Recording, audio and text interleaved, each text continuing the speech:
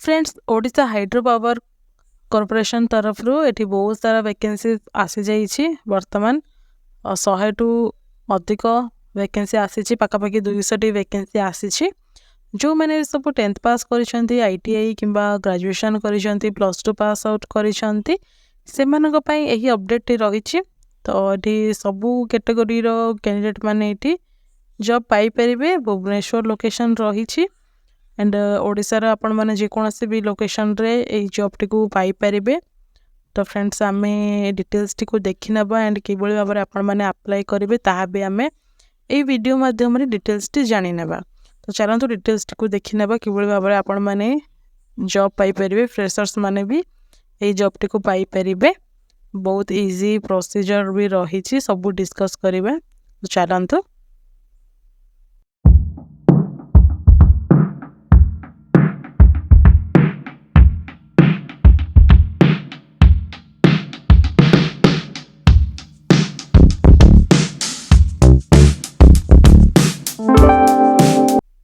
Hello friends नमस्कार जय जगन्नाथ आपण मानक आम यूट्यूब चैनल जॉइन टू जॉब रे बहुत बहुत स्वागत जनाऊँ। तो फ्रेंड्स आमे आपण मानक पई एठी न्यू अपडेट नहीं कि पहुंची सारिछु। तो एठी ओडिशा हाइड्रो पावर कॉर्पोरेशन तरफ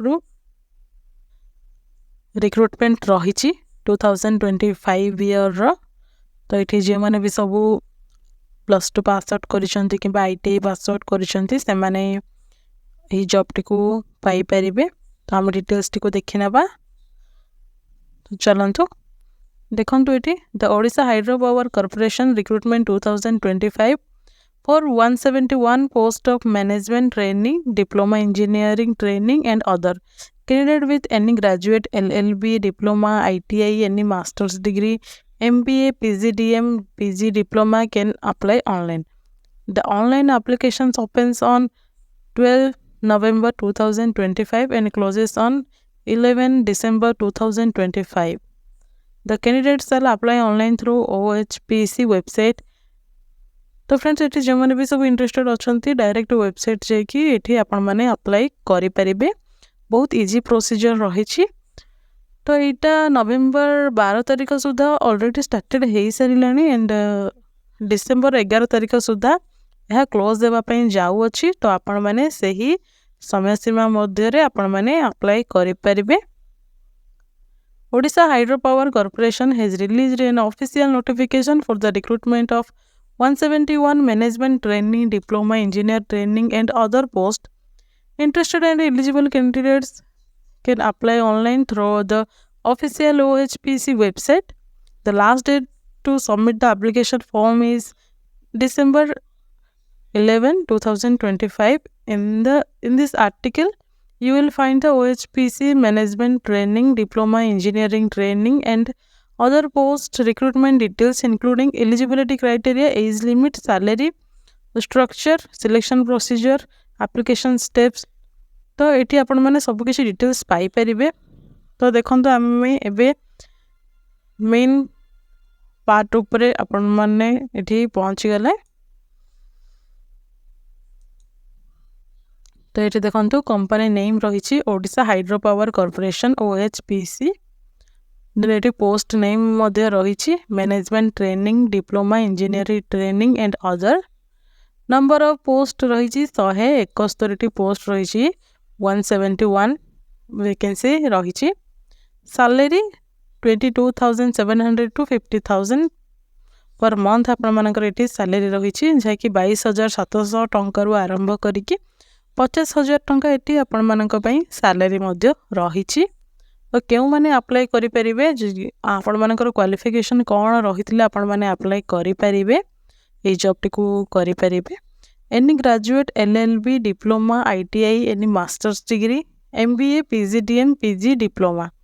तो जो माने भी सब ग्रेजुएशन पास आउट करिसेंती ITI पास आउट करिसेंती मास्टर डिग्री कंप्लीट करिसेंती MBA किबा PGDM एंड LLB मध्य करथिले आपण माने एही जॉब टी को करि परिबे। तो एटी बहुत भलो एटी अपॉर्चुनिटी आपण मानक पई आसी जाय अछि। देन एटी एज लिमिट रही 18 वर्ष टू 38 वर्ष बयस मध्य जे माने भी छंती से माने एटी आराम से अप्लाई करि परिबे। एंड ए जॉब को पाइपर ओडिशा रे ही भुवनेश्वर लोकेशन रे। Start date for apply online जहाँकि 11 ये नवेम्बर 12 तारिख टू ये अप्लाई स्टार्ट हो सारा। वीडियोटी बहु माध्यम शेयर करनी एंड जदि आपण मैंने आम चैनल को प्रथम थर कर चैनल को सब्सक्राइब करने को जमा भी भूलें। चलते नेक्स्ट देखा ये लास्ट डेट रही डिसेम्बर 11 तारिख रही डिसेम्बर 11 तारिख सुधा ये आपण मैंने अप्लाई कर रखिए। ऑफिशियल वेबसाइट रही आम ये ऑफिशियल नोटिफिकेशन भी देखने एंड ता सहित आपण मैंने किभली अप्लाई करेंगे ताहा भी ये आम डिटेल्स देखने। तो ये पोस्ट नेम देखी दिंतु। तो ये प्रथम रही electrical training operator electrician lineman 63 post 63, mechanical training trainer operator fitter 43, then welder training 3टी पोस्ट रही, क्रेन ऑपरेटर ट्रेन 10टी पोस्ट, स्टोर कीपर ट्रेनर 6टी पोस्ट रही, देन एमटी एचआर 4टी, एमटी फाइनेंस 5टी, एमटी लीगल गोटे, एमटी सेक्रेटेरियल गोटे रही, एमटी पीआर गोटे रही, देन ये डेट इलेक्ट्रिकल 33टी पोस्ट रही एंड सिविल ये गोटे वैकेंसी रही। तो यही भाव में बहुत सारा वैकेंसीज रही, बहुत सारा पोस्ट ये अवेलेबल रही। पोस्ट नेम एंड वैकेंसीज केतोटी अच्छे आपण मैंने ये देखी रखिले। तो नेक्स्ट देखा जदि भी किसी डाउट रही मैंने ताहले कमेंट सेक्शन रे जाने पारे निहाती भाव में आपण मानक आम 24/7 अवेलेबल रही अच्छु। देन पोस्ट नेम देखा ये पोस्ट नेम रे ये क्वालिफिकेशन कौन रही क्यों पोस्ट क्यों क्वालिफिकेशन रिक्वायर्ड रही ताहा आम ये बर्तमान देखी नेबा। MT HR PG degree diploma और MBA in HR PM IR with 60%। तो ये जो मैंने भी सब एमटी एचआर इलिजिबल हेबे तो से मैंने पीजी करी थिबे। देन फाइनेंस एमटी फाइनेंस रे डिग्री प्लस सीए सीएमए रही, एमटी लीगल एलएलबी रही and MT secretarial graduate plus ACS FCS रही। Then MT PR degree PG diploma in journalism with 60% आपण मानकर मार्क सिक्योर रिक्वायर्ड रही। Then DET electrical ये देखा ताले ये रही diploma in electrical engineering with 60% marks रही। डेट सिविल ये रही diploma in civil engineering with 60%, technical and non executive training ITI diploma in the relevant trade example ये आपण मानकर रही electrical mechanical welder from an institute recognised by the government. तो जो मैंने भी सब आईटीआई पास आउट करिसेंती किंबा डिप्लोमा करिसेंती से मैंने जदि जॉब को करने को चाहूँगी ताहले ये टेक्निकल नॉन एग्जीक्यूटिव ट्रेनिंग पे से मैंने अप्लाई करें। तो एज लिमिट देखा ये एज लिमिट रे रही मिनिमम एज लिमिट ये 18 वर्ष रही एंड मैक्सिमम एज लिमिट 38 वर्ष रही। तो ये एज रिलैक्सेशन भी लागू रही। तो स्टाइपेंड देखा ड्यूरिंग ट्रेनिंग ये स्टाइपेंड कौन कौन रही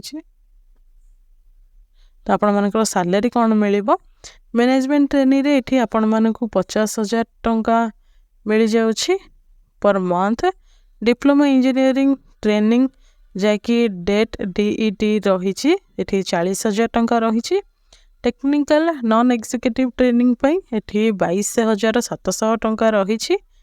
देन ये एप्लिकेशन फीस देखा ताहले ये यूआर एससी बीसी कैंडिडेट मानक 750 टंका रही and SC ST PWD candidate मानक फ्री रही। तो से माने सब फ्री रे अप्लाई करें जेते भी सब एससी एसटी कैंडिडेट माने अच्छी समस्ते ये फ्री रे अप्लाई करें and UR SC BC candidate माने जो माने भी अच्छा जेनरल कैटेगरी भी से माने ये 750 टंका अप्लाई फीस देबे एप्लिकेशन फीस से रही। तो इम्पोर्टेंट डेट्स देखा तो आपण मैंने ऑलरेडी जानी सारे ये नवेम्बर 12 ତାରିଖରୁ ଅଲରେଡ଼ି ଷ୍ଟାର୍ଟେଡ଼ ହେଇକି ଡିସେମ୍ବର 11 ତାରିଖରେ ଶେଷ ହେବା ପାଇଁ ଯାଉଛି।